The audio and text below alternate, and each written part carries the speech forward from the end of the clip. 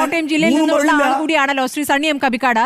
അവിടുത്തെ medical college ആശുപത്രിയുടെ ഉപയോഗശൂന്യമായ ഒരു മുറി ആണ് തകർന്നു വീണത് എന്ന മട്ടിലാണ് അതേ CPM വ്യാഖ്യാനിക്കുന്നത്. ഇന്ന് പാർട്ടി മുഖപത്രത്തിൽ മരണവ്യാപാരികളുടെ ആഭാസ നൃത്തം എന്നാണ് പ്രതിപക്ഷ പ്രതിഷേധത്തെ കാണുന്നത്. അതോടൊപ്പം മാധ്യമങ്ങൾ ഈ വിഷയത്തിൽ പ്രതികരിക്കുന്നത്, മാധ്യമങ്ങൾ ഈ വാർത്ത കൊടുക്കുന്നതിനും ഈ ആഭാസ നൃത്തത്തിന്റെ ഭാഗമായി മാധ്യമങ്ങളും ഉണ്ട് എന്ന് ചേർത്തിട്ടാണ് അതിനെ പറയുന്നത്. ഈ മെഡിക്കൽ കോളേജിലെ ഒരു കെട്ടിടമല്ല ഈ രൂപത്തിൽ പഴകിയ നിലയിൽ നിൽക്കുന്നത്. അവിടുത്തെ ഹോസ്റ്റൽ കൂടി, മെൻസ് ഹോസ്റ്റൽ കൂടി ആ രൂപത്തിലാണ് ഇന്ന് വ്യക്തമാകുന്ന ദൃശ്യങ്ങൾ പുറത്തു വന്നിട്ടുണ്ട്. അവിടുത്തെ വിദ്യാർത്ഥികൾ ആശങ്കയിലാണ്. ആ കെട്ടിടവും പഴകി ദ്രവിച്ച് വീഴാറായി നിൽക്കുകയാണ്. ഇന്ന് ചാണ്ടി ഉമ്മൻ അവിടെ പോയി കാണുന്നുണ്ടായിരുന്നു. ഈ മുഴുവൻ എപ്പിസോഡിൽ മന്ത്രിമാർ നടത്തിയ പ്രതികരണം, സർക്കാരിന്റെ പ്രതികരണം, പ്രതിപക്ഷത്തിന്റെ പ്രതിഷേധം, താങ്കൾ ഇതിൽ എന്താണ്, താങ്കളുടെ ഒരു ടേക്ക് എന്താണ്? ഈ മെഡിക്കൽ കോളേജിൽ ഇന്നലെയുണ്ടായ ദുരന്തത്തിൻ്റെ ഭാഗമായി ബിന്ദു എന്ന വീട്ടമ്മ മരിച്ചത് ഒരു ഭരണ പ്രതിപക്ഷ തർക്കമായിട്ടല്ല ഞാൻ മനസ്സിലാക്കുന്നത്. നമ്മുടെ നാട്ടിൽ സംഭവിക്കരുതാത്ത ഒരു ദുരന്തം സംഭവിച്ചിരിക്കുന്നു. അത് എങ്ങനെയാണെന്ന് ഒരു സമൂഹം എന്ന നിലയിൽ നമ്മൾ മനസ്സിലാക്കേണ്ടത് ഇതെങ്ങനെയാണെന്നുള്ളത് വളരെ പ്രധാനമാണ്. ഇപ്പോൾ ഇടതുപക്ഷത്തിൻ്റെ പ്രതിനിധിയായിട്ടുള്ള അദ്ദേഹം ഇത്രയും വൈകാരികമായി ഇടപെടേണ്ട ഒരു കാര്യവുമുണ്ടെന്ന് ഞാൻ വിചാരിക്കുന്നില്ല. വസ്തുതകൾ പറയുക, എല്ലാവർക്കും അത് മനസ്സിലായിക്കോളും, കേൾക്കുന്ന ഒരു ആൾക്കാർക്കത് മനസ്സിലാവും. അതിന് പകരം കേരളം നമ്പർ 1 ആണ്, കേരളം ഈ പറഞ്ഞ ആരോഗ്യ മേഖല മുമ്പിലാണ്, ഇതൊക്കെ എല്ലാവർക്കും അറിയാവുന്ന കാര്യമാണ്. അത് പിണറായി വിജയൻ ഭരിക്കുന്ന കാലത്ത് മാത്രം ഉണ്ടായതല്ല. ഈ കേരളം രൂപം കൊള്ളുന്നതിന് മുൻപ് തന്നെ ഉണ്ടായൊരു സംഭവത്തിൻ്റെ വേരുകളാണ് ഈ നമ്മുടെ ഈ ആരോഗ്യ മേഖലയുടെ ഒരു മുന്നോട്ട് പോക്കിന് കാരണമായിട്ടുള്ളത്. അതൊന്നും അല്ല ഇവിടെ ചർച്ച ചെയ്യുന്നത്. ബിന്ദു ഭരിക്കാനിടയായ ഒരു സാഹചര്യം എങ്ങനെയാണ് ഉണ്ടായത്? ഗവൺമെൻറ് മിഷണറി ഉത്തരവാദിത്തപൂർവ്വം അക്കാര്യത്തിൽ ഇടപെട്ടോ എന്നുള്ളതാണ് ചോദ്യം എന്നാണ് ഞാൻ മനസ്സിലാക്കുന്നത്. ചർച്ച ചെയ്യേണ്ടത് അതാണ്. അത് ഉമ്മൻചാണ്ടി ഭരിച്ചാലും കൊള്ളാം, ചാണ്ടി ഉമ്മൻ ഭരിച്ചാലും കൊള്ളാം, പ്രകാശൻ ഭരിച്ചാലും കൊള്ളാം, പിണറായി ഭരിച്ചാലും കൊള്ളാം. ഒരു പൗരയാണ് ഇവിടെ മരിച്ചിരിക്കുന്നത്. ഇവിടെ സംഭവിച്ച കാര്യം എന്തെന്ന് ചോദിച്ചാൽ, ഈ ദുരന്തമുണ്ടാകുന്നു. ആരോഗ്യമന്ത്രി കോട്ടയത്തുണ്ട്. ആരോഗ്യമന്ത്രിയും VN വാസവൻ മന്ത്രിയും അവിടെ ഹാജരാകുന്നു. 3 പേർക്ക് നിസ്സാര പരിക്കേറ്റിട്ടുണ്ട്, വേറെ പ്രശ്നങ്ങളൊന്നുമില്ല എന്നൊരു പ്രസ്താവന നടത്തുന്നു. ഈ പ്രസ്താവന ഒരു ദുരന്ത സാഹചര്യത്തിൽ ചെയ്യാവുന്നതാണോ എന്നതാണ് ചോദ്യം. ഇത്രയും ആൾക്കാർ വന്നു പോകുന്നൊരു സ്ഥലമാണെന്നും കെട്ടിടം ഇടിഞ്ഞു വീണിട്ടുണ്ടെങ്കിൽ അടിയന്തിരമായി പരിശോധന നടത്തി ആരെങ്കിലും കുടുങ്ങിയിട്ടുണ്ടോ എന്ന് ചോദിക്കാനുള്ള ജാഗ്രത എന്തുകൊണ്ട് വീണ ജോർജിന് ഇല്ലാതെ പോയി എന്നതാണ് ചോദ്യം. ഇവർ CPM-കാരി ആയതുകൊണ്ടല്ല അത് ചോദിക്കുന്നത്. ആരായാലും ഒരു പൗരസമൂഹം അത് ചോദിക്കണം. പ്രതിപക്ഷം സമരം ചെയ്യുന്നുണ്ടെങ്കിൽ തീർച്ചയായിട്ടും പ്രതിപക്ഷം പിന്നെ എന്തിനാ അവർ സമരം ചെയ്യുമായിരിക്കും. ഞാൻ ഉന്നയിക്കുന്ന കാര്യം, വീണ ജോർജ് അടിയന്തരമായി അത് പൊളിച്ച് നീക്കി മാറ്റി അതിനകത്ത് ആരെങ്കിലും കുടുങ്ങിയിട്ടുണ്ടോ എന്ന് പരിശോധിക്കണം എന്ന് പറയേണ്ടതിന് പകരം അവിടെ കുഴപ്പമൊന്നുമില്ല എന്ന് പറഞ്ഞതിലൂടെ ഇത് പുറത്തെടുക്കുന്നത് താമസിക്കുന്നു.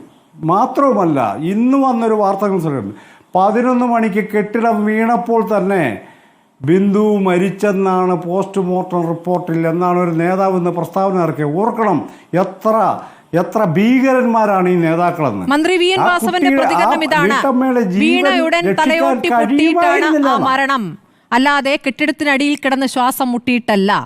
എന്താണ് പ്രൂവ് ചെയ്യുന്നത് ആ വാചകത്തിലൂടെ? അല്ല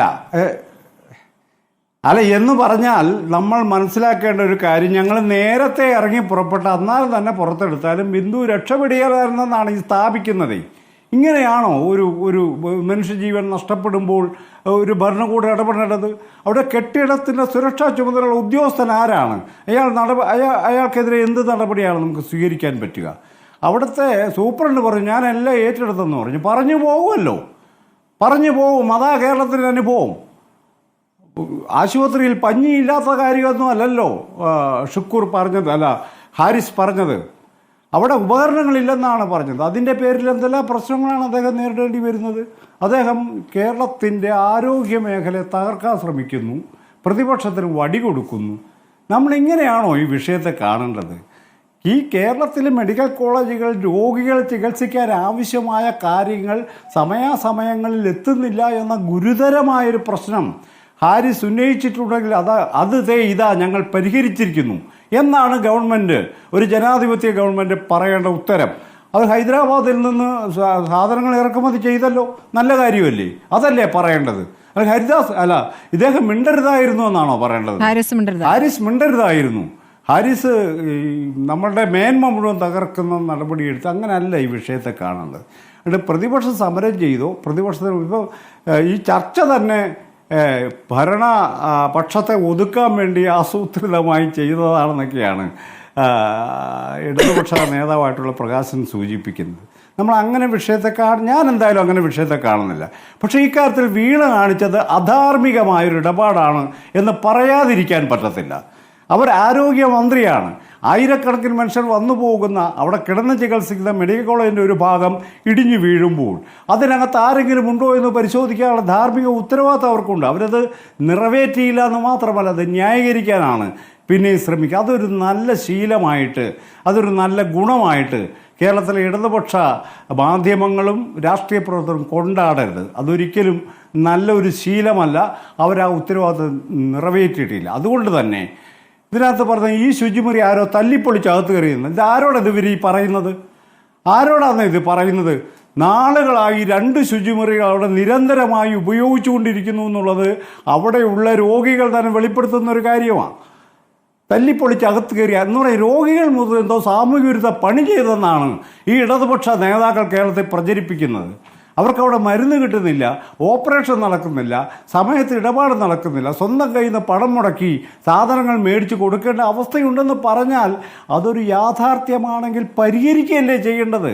അത് പറയുന്നത് കുറ്റമാണെന്നാണോ പറയേണ്ടത്? അതെന്ത് ജനാധിപത്യമാണ്? എന്തെങ്കിലും പറഞ്ഞു പോയാൽ പിണറായി വിജയൻ്റെ ഇമേജ് തകരും, അതുകൊണ്ട് കേരളത്തിലാരും മിണ്ടരുതെന്നാണോ പറയുന്നത്? ഇതെന്താ ഈ പറയുന്നത്?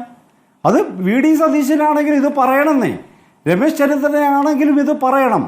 അല്ലാതെ പിണറായിയോട് പ്രത്യേക വൈരാഗ്യം വെച്ചിട്ടൊന്നുമല്ല. മാത്രമല്ല, ഇവിടെ സ്വകാര്യ മേഖല ഈ പൊതുമേഖലയെ തകർത്ത് ആരോഗ്യമേഖല പിടിച്ചെടുക്കാൻ കേരളത്തിലെ മന്ത്രിമാരെവിടെയാണ് ചികിത്സിക്കുന്നത്? നിങ്ങൾ ഉത്തരം പറയണമെന്നേ ഇടതുപക്ഷ നേതാവ്. കേരളത്തിലെ മന്ത്രിമാരെവിടെയാണ് ചികിത്സിക്കുന്നത്?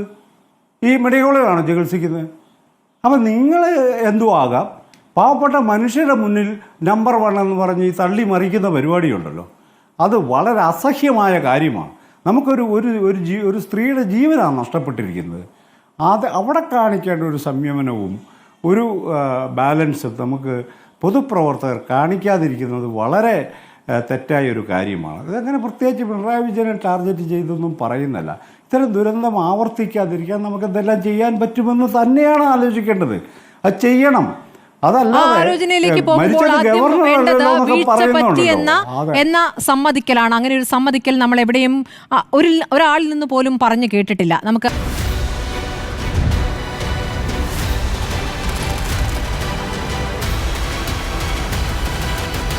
ഡിബേറ്റ് വിത്ത് സ്മൃതി പരുത്തിക്കാട്.